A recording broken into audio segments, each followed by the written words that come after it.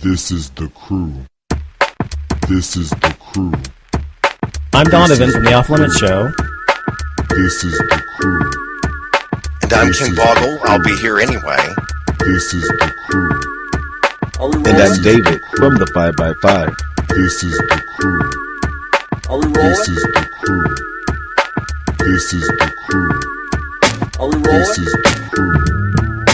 This is the crew. This is the crew. This is the crew. This is the crew. This is the crew. This is the crew. Hi, you're listening to The Crew, and this is Ken Boggle from blogtalkradio.com. You've got myself, Off Limits, and David with you right now, Mr. 5x5, and we are starting this week's episode by asking a very good question. What is the best advice you ever got from someone while your heart is broken? What is the best advice you ever got to get over it? And we're going to talk about that and another question later, but first, let's talk about that one. Guys, what's the best advice you ever had?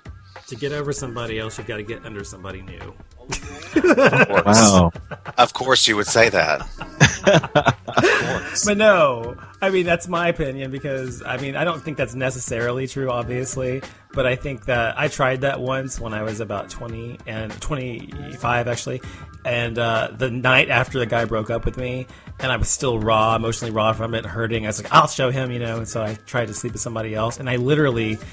The guy, we were in bed together, and I laid my head on his chest, and was just like listening to his heartbeat. I just had no interest in sex at all, so it did not work. It just did not work at all because I was so not. That's kind of creepy. I know. Okay. You said all of that, and all I heard you say was, "I tried that once," which we all know is a lie. And then you said you tried it once when you were raw. I don't even know where you were going to go with that, but.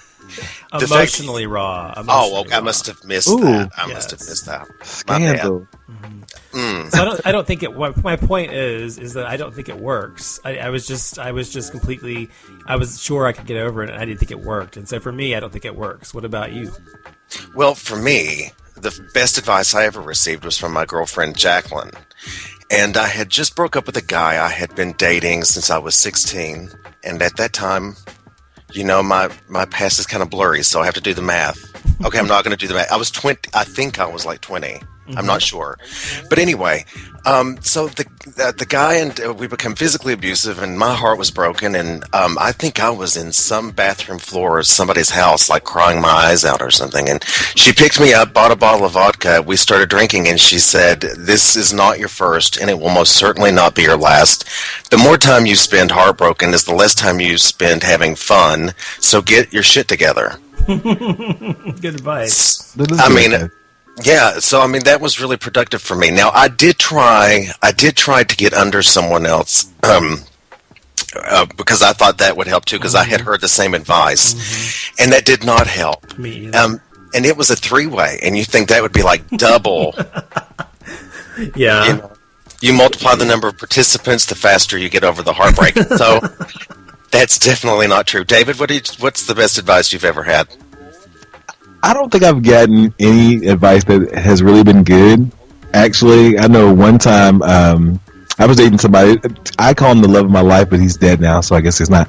But and I remember catching him with some. You call him the love of your life, but he's dead now, so I guess he's not. Okay. Yeah, he's dead now, but he was an okay person. He was a crazy drunk, but. And I was really heartbroken because I caught him with somebody, and I was living here. I wasn't in Atlanta at the time, and I called my best friend. I'm like, "What do I do?" And I'm crying, and he's like, "Girl, will you please hang up this phone and stop acting a fool?" So maybe, and then I was like, "Men are a dime a dozen." I think he's the love of my life. Maybe he was, maybe he wasn't. I still don't think I've found the person, possibly. But I really haven't received any advice. I'm more of an advice giver versus I don't take anybody's advice. I just kind of do my own thing anyhow. So I really haven't gotten any really good advice about somebody that I really cared about and it leaves me brokenhearted. I just kind of, internalize everything and just move on. Well, yeah, I just think the answer is, I mean, from my personal experience, is that it just takes time, and I think that's probably the best advice. I think that it takes time. I think that it's not anything you can act on, because time is time. You have to wait it out. Yeah. But it does heal all wounds, as they say, and to some degree it does. And you look back on someone who really hurt you, and you're like, wow, that person was an idiot anyway, or an asshole, or whatever. Well, I mean, but David is saying he was the love. What really strikes me as interesting but not ironic is the fact that David says, "Oh, I broke up with the love of my life. He's dead now." And the first thing Iconoclast does is giggle. I mean, that's really that's really what's throwing me for a loop personally. Well, I'm not giggling about the fact that he lost the love of his life. The love of my life is dead, and Donovan's over there snickering like he's in the third grade. No, that's not what he said. He said the love of my life is, he was the love of my life. Well, I guess he's not the love of my life because he's dead. That's what I was laughing about. And you proceeded to laugh like it was a 2-drink minimum. It was hilarious. I'm sorry. It was funny. It was funny in the wrong way, but it was funny. I have a dark sense of humor. Sorry. To lighten the mood up. But another time, and then I think Nikki, my cousin, had told me, get revenge. And so I used to be a very revenge-seeking person, and this other guy that kind of broke my heart. Well, I guess he really did. I took pictures, intimate pictures of he and I, took myself out of the pictures, and went to his job and posted them all over the place. You told me about this before. Yeah. Now, how do you feel about that now that Yeah, in hindsight, did that change? I mean, did that make you feel better, having everyone see? Did that help you, the heartbreak for you? Actually, it did. I felt it. But it didn't heal your heart, David. What it did is it healed your pride. It healed. You're exactly right. It healed my pride. It didn't heal my heart because it took me a while to get over this person. I mean, it took a while, and but that just like, okay, I'm gonna get you. You hurt me. I'm gonna hurt because I knew that would hurt him the most. Because you guys don't think I'm a horrible person because he wasn't completely out or even out at all. Wasn't he married? And so, no, not this person. Somebody else. Okay, sorry. He lives even to this day. He lives a very. You can edit all this out. See, I'm spilling your tea, and I don't even know it. Sorry. Listen, I love that Donovan takes it to like Dynasty in 2.2. He's like, "What? Is there more scandal? Wasn't he married? Didn't you slap the other man in the face and put him in the pool?" He knows some other personal history. I've told him some things, and no, this person, he wasn't married, but he wasn't completely out, but he still is and we're still friends. Actually, I just actually talked to him this past weekend, so we're still friends. But he was mad at me, which he should have been. Yeah. But it was like for 2 months. But but he's out now. You said, right? No, he lives a very, very straight life because he's from where I live is a very small city. Where his city is 1/10 the size of the city I live in. Wow. Oh, jeez. Yeah, and it's country, and it's almost Bush city limits. Okay, okay. Oh, we're talking about little Tina. Let's have a moment for Tina, just a second. Okay. She got married again. Mr. Bach. Oh. She now, at age 73, she's hitched up. Time healed that wound. Absolutely. Sure did. Sit that on down. Well, they've been together for like 26 years. I mean, well, now the truth is, here's the thing. She says that she did not want to get married again until she knew for certain that it wasn't going to be you are mine and I am yours. That it instead was going to be a collaboration, if you will, of the two lives, a joining of the two lives, as opposed to some sort of I own you, you own me, because she obviously had done that in the past. Did you watch her on Oprah? I did. Yeah. I did. I'm remembering what she said. Yes, I did. But Iconoclast, I'm surprised you've not giggled over the fact Ike Turner's dead. Well, that's something to giggle over for sure. Oh, that absolutely. man was horrible. He was a horrible person. It was terrible. But like you said, I mean, if Tina Turner, after what she went through, by the way, and her story was horrible, but it's not the most horrible story of all of them. And my point is, all of the stories that have happened to people, like people who've gone through things like that, my mother went through that as well, to some degree. She wasn't famous, but she went through the same type of thing. If you're able to actually recover from that and heal your heart and love again, I think that is the most important thing. It's just being able to actually open yourself up emotionally to someone again after being hurt so badly. So she was able to do it. She healed. I think she healed just through, she turned to Buddhism, I know that, but she also she kind of found her own self-power. That's what she did, Yeah. Well, the thing I find the most interesting about her situation is the fact that she turned to Buddhism, and her thought as expressing her philosophy is that the thicker the mud, the more beautiful the lotus blooms. So her analogy was that just as Ike was terrible to her, she would not have grown through that as well as and been the person that she is now had she not gone through all that. And that applies to everybody. And it totally applies to everybody. Very true. It's very true. And regardless of where you pray, that's good advice. Yeah, and I'm sure, David, you've been through stuff. I've been through stuff, and Ken's been through stuff. So no, I have not. I have not been through anything. Okay, then. So all of us have been through stuff. Mine's more emotional, I think, than your guys' stuff to some degree. But in terms of what I mean is how I was hurt emotionally, and what you guys went through is somewhat different in some ways. But I think that it's all the same. It's all the same, and I don't think anybody's pain is more important than anybody else's. So just because Tina Turner was famous and everything else, it's good that she was able to use her life as a great example for triumph and overcoming adversity, and that's what I love about her. So well, that and I think as long as we're talking about famous people who have words of really great wisdom, and I'm going to talk about my best friend Stevie Nicks because we're friends like that. She said, "Time makes you bolder, children get older, and I'm getting older too," which to me, because she threw a shawl around me, we sat by the fireplace, we brushed each other's hair.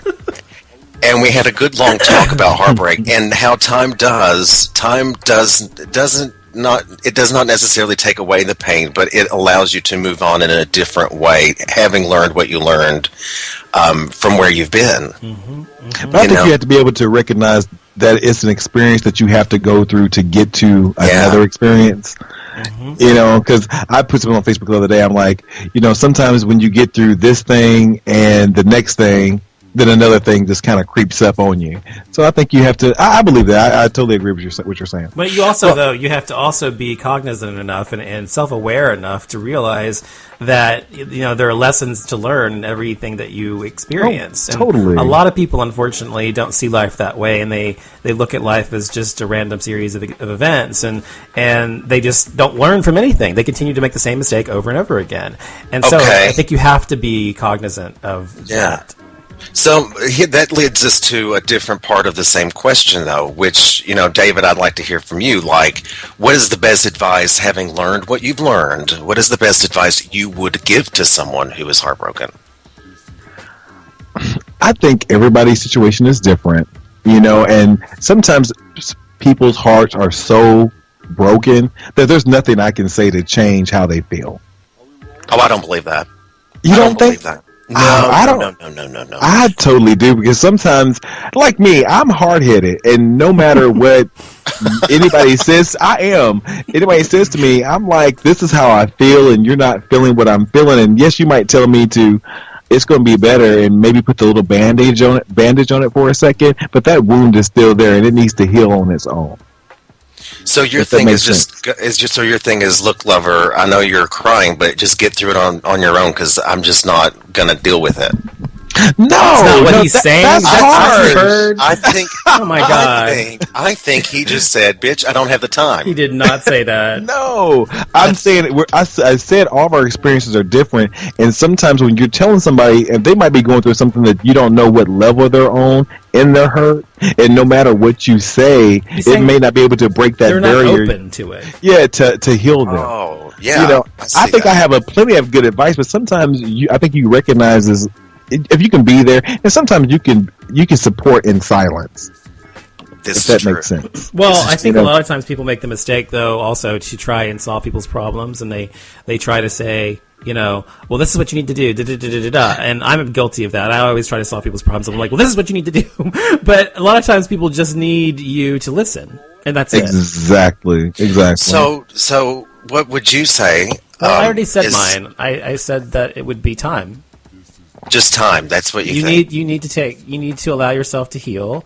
you need to allow yourself time to think about, yourself and find yourself again, apart from this person, this individual, and that you shouldn't have lost yourself in the first place in the relationship to begin with, and that you should just take time to heal and find yourself again. And eventually you'll come back around, and time heals all wounds, and eventually you'll feel better. One day you'll start laughing again, one day you'll start going out again, etc. And before you know it, you'll end up under two total strangers having the time of your life. Which apparently has happened to you. Do you know what my advice is? This is my advice. I say that until you're able to build a foundation of unshakable happiness in yourself and in who you are, you will always be susceptible to things like heartache. The most attachment, sometimes people think you have, to rid yourself of attachments, they think, like cars, houses, and this and that. But really, it also goes as far as relationships. Sometimes they can be the hardest things to detach yourself from. You have to be able to be strong inside of yourself enough so that when things do fall apart, you're still okay, And then the next time you get better at it, and the next time you're better at it. But first you have to start with the foundation of pure self-awareness and self-love and happiness. You have to have that for yourself. Nobody can take that away from you if you're strong enough in it. Yeah, and just one last thing I want to say quickly is that I think people, when they're in that phase or that moment, that heartache, it's like a phase. Sorry, I'm gonna try to say. When they're in that heartache, it's like a fog. And you can't see clearly, and all you can do is just feel the pain you're feeling in your heart and everything else, and that creates all the judgments you make, and that's the worst time to make any kind of decisions, obviously. Oh, I totally agree with that. Yeah, and so I think people need to. That's why I'm saying time is what they need to give themselves, time to get out of the fog until it lifts, and then they can see clearly again. So. Yeah, I have a friend right now. I think I might have shared this with you, Donovan, but I met her with her husband right now several years ago, and I'm like, girl, don't marry him. He's crazy. And I see crazy coming.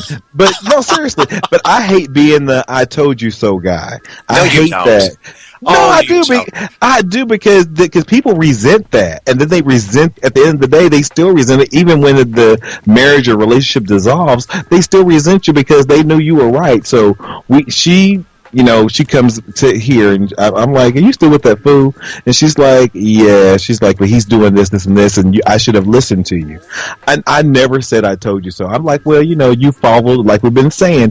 You followed your heart, and there was nothing I could say that could change you. You married this fool, you're still with this fool, and until you're ready to be done, you're not going to be done. And to this day, she's still married, they're still having problems, and she's hiding from every weekend so he won't choke her out. Oh my goodness! Don't you think maybe, David, you should call the police? Maybe somebody, an authoritative member, should be brought into the situation. No, because she should leave. She knows the danger. Then you need to leave. Well, and you should listen to me, but I never said it. It's her. It's the thing is, and that's the thing. You're right. You can give people the right advice all you want, but it's their decision whether to take it or not. And it's not on you whether she took the advice or not. It's on her because she makes her own choices. It's her life to live. If she wants to live with this man, and even though she's unhappy and he beats her and everything else, it's the wrong choice to make by all accounts. I would agree. However, it's her life to live. And fortunately, what happens in those kind of situations is they often escalate into death. I mean, abuse. I told her that. I said, you're going to be dead. And I supported her. I went to the wedding last year, and I tried to be nice. But after, when I was still living in Atlanta, I'm like, you know what? When I send you an invitation to come to my house to do something, the invitation is for one. Because everything that you told me about this person, I don't want him in my house. Wow. Yeah, but she's still dealing with it. So go on, girl. Good. Well, I mean, that must be what she wants then, right? This is the crew.